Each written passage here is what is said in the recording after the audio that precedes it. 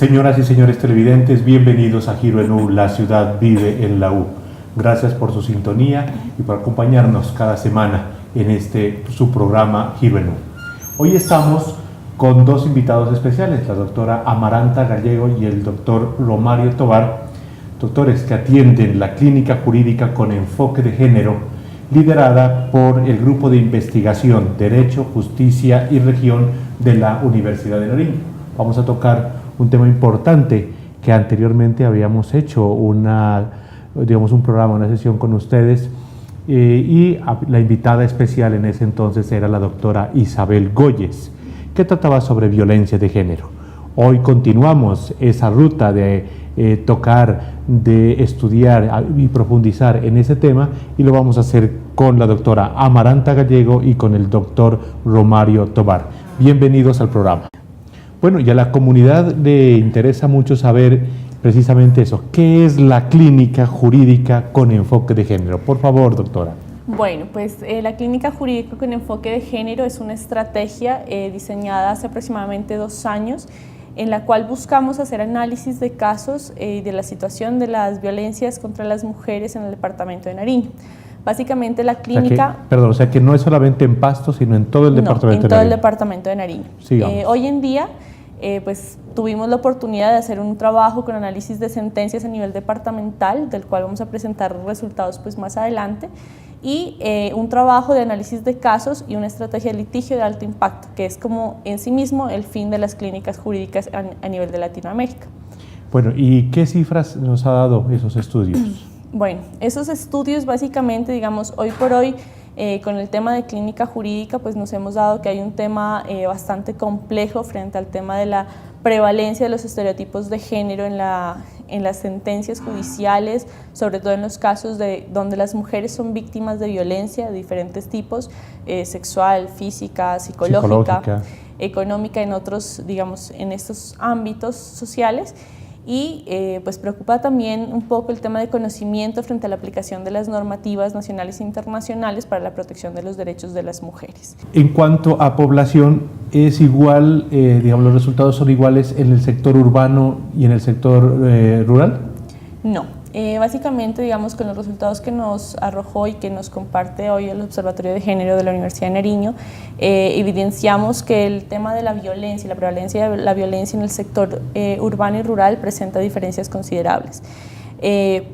Específicamente, yo creería que las diferencias más marcadas están en el tema de violencia sexual, sobre todo cuando hablamos de que en el sector rural las principales víctimas son niñas y niños entre los 8 y 17 años de edad, un tema bastante preocupante no solamente para Pasto, sino para otros municipios con los cuales se realizó el pilotaje. Y bueno, en Pasto, digamos, en el sector urbano, sí, digamos, las edades, si bien está entre los 18 y los 35 años, el tema de violencia sexual y de violencia física preocupa mucho, sobre todo por la incidencia de que esta principalmente se está presentando en el hogar. Y pues los principales agresores para el caso de violencia física encontramos que es la pareja, y en el caso de violencia sexual tenemos como principales agresores un familiar y en algunos casos y un porcentaje representativo la pareja también. Pues preocupante, supremamente preocupante, porque generalmente uno cree, y ustedes son los televidentes, a veces también se tiene el imaginario, que esto solo pasa al interior de la pareja o a veces pasa ya es con personas adultas. Pero vemos que la violencia de género se está manifestando casi en todas las edades que implican los ciclos de vida de las personas. Mi pregunta entonces allí es, bueno, sobre violencia psicológica, ¿puede pasar que de pronto no se denuncie porque no se considera a veces violencia? Totalmente. El tema de la violencia psicológica, y yo creería una de las razones y motivos por los cuales las denuncias son tan bajas en porcentaje y en conocimiento, es que la violencia psicológica está muy naturalizada en las relaciones amorosas, en las relaciones familiares.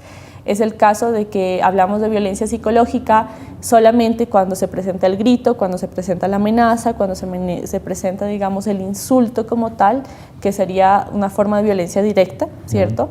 Pero existen otros tipos de violencia psicológica que van instaurando estos ciclos de violencia, como son violencias invisibles, que son chantajes emocionales, manipulaciones, ¿cierto? Control de los espacios físicos, control de las relaciones de amistad, control con las relaciones familiares, ¿cierto? La descalificación del desempeño. La descalificación del desempeño, ¿cierto? Y a veces son actos muy disimulados, ¿no? Entonces, muy desde, no, mi amor, es que yo te quiero tanto que no quiero que salgas sola a ninguna parte. No, mi amor, es que quiero cuidarte mucho, entonces yo te acompaño, ¿cierto?, a todos los espacios. No, mi amor, es que es muy peligroso que salga por la noche, entonces mejor, ¿sí? O yo te ayudo a hacer esto porque exacto, tú no lo haces bien. Sí, tú no lo, mi amor, yo te amo tanto y yo te ayudo, tú no puedes. Tú no puedes. ¿Cierto? Entonces, o para eso tú no eres. Exactamente. Entonces, ese tipo de acciones no parecen que fueran violencia, ¿cierto? O sea, no hay una agresión directa como tal, sin embargo, están constituyéndose en una descalificación hacia la mujer que implica pues una situación de violencia psicológica. De violencia psicológica. Doctor Romario, generalmente, pues, como el observatorio, pues analiza estos casos, no solamente violencia de género, sino también otros tipos de violencias. Veamos allí, ¿por qué sigue siendo el hombre el principal agresor al interior de las familias?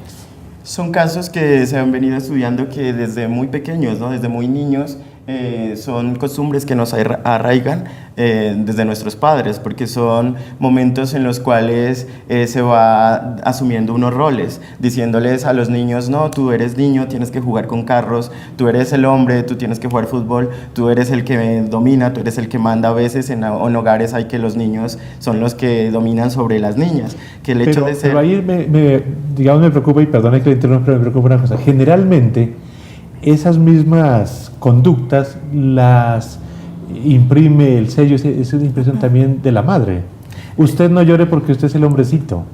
Usted fájese bien porque es hombrecito, fájese como hombrecito, vístase como hombrecito, camine como hombrecito.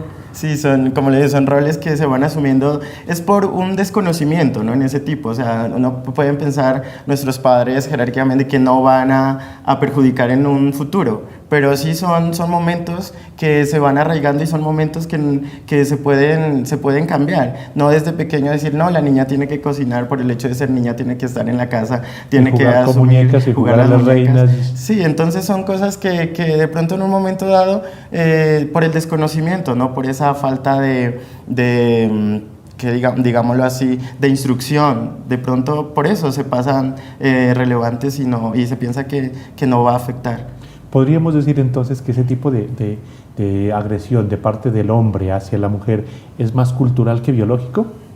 Sí, podríamos decir que en parte sería también por la cultura misma que se presenta de pronto también aquí en nuestro departamento y eso que es como más arraigada. Podríamos decir que en parte sí sería así. Quisiera que quede claro para todos nuestros televidentes, para nosotros, ¿cuáles son los tipos de violencia, doctora Amaranta, que hay, pues tipos de violencia de género que existen? Vale. Bueno, tipos de violencia, pues hablamos los contemplados por la 1257 del 2008, está la violencia física, la violencia psicológica, la violencia económica, la violencia sexual. Uno de los logros dentro de esta normativa reconocida ante la ley es el acoso sexual también, ¿cierto?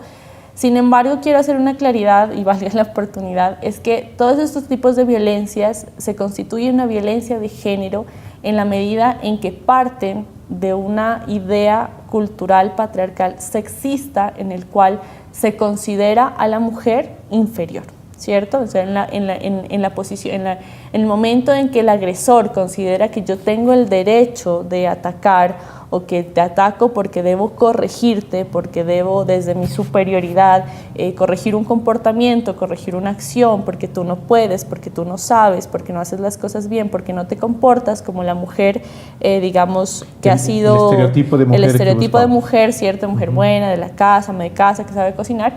En ese momento que se ejerce esa violencia bajo esas razones, se constituye una violencia basada en género, ¿cierto? Digamos, no podemos decir que todos los actos de violencia contra las mujeres son actos de violencias basadas en género, ¿cierto? Hay diferentes circunstancias que marcan esas especificaciones concretas.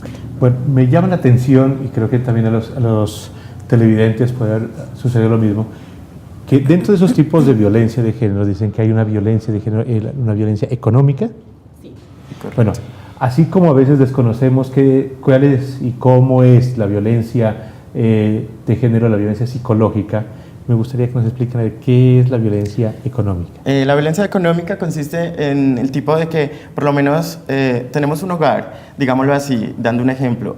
Tengo mi esposa y en ese momento ella tiene un salario, digámoslo así. Y en ese momento asumimos, por ser el hombre de la casa, que tenemos derecho a mandar sobre el dinero de ella, sobre los gastos que ella tiene, controlar el tipo de gastos, ver lo que se puede, en qué se puede invertir o sobre sus mismos bienes. Es decir, no, como es mi esposa, tengo derecho a eso. Entonces, en eso también está marcado la violencia económica. Pues otro ejemplo, digamos, que es pues también que yo creo que se denuncia más incluso, ¿no? Porque el caso que plantea es mucho más frecuente, pero las mujeres lo hemos naturalizado mucho. Incluso yo he escuchado a veces dicen, no, es que tenemos un fondo común, pero soy yo el que lo administra. Sí. Económico. Hay otras circunstancias, por ejemplo, como las inasistencias alimentarias, ¿cierto? Digamos que es una situación, es un poco más visible y desde la clínica la hemos analizado como un tema de violencia de género en la medida en que y de violencia económica en la medida en que desde una lógica, cuando hablamos de 50-50 en las